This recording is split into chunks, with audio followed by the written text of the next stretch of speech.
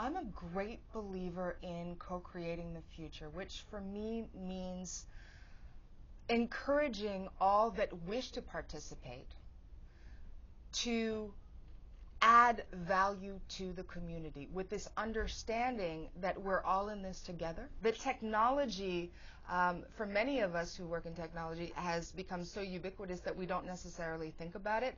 But the dialogue is opening up because more and more people are learning how to use basic connected tools to be able to speak to each other, but also speak to people that previously were completely inaccessible and participating in that dialogue.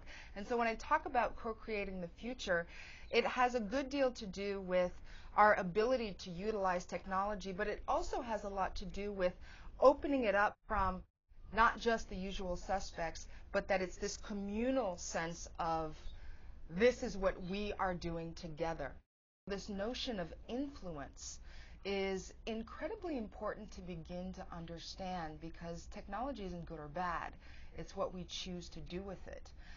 So we've seen, for instance, what's been happening in Iran. And so with respect to the election, you've had all of these people that have been citizen journalists within Iran sharing information as it's happening with the rest of the world. But what I found particularly fascinating was after 8 years of the Bush administration here in the United States, this surge of solidarity with the people of Iran that were sharing their stories. I don't think that we would have seen that, under the previous administration. And so what does that say about Americans? And what does that also say about where we could potentially go with this sense of two-way dialogue of co-creating the future?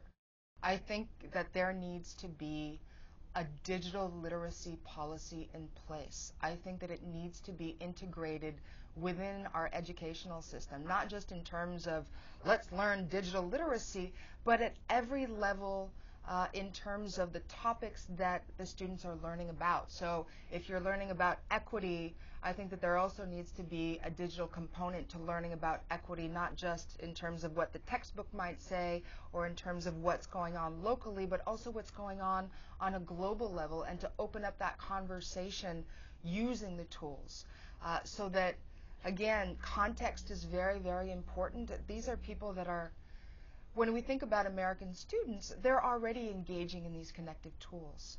So many of us think of them as throwing snowballs or sharing photos, which they actually are doing. But what happens when these tools get integrated in the very way that they're learning? I think it tends to open your mind. It expands the way that you think about yourself and of your own potential and your potential for leadership.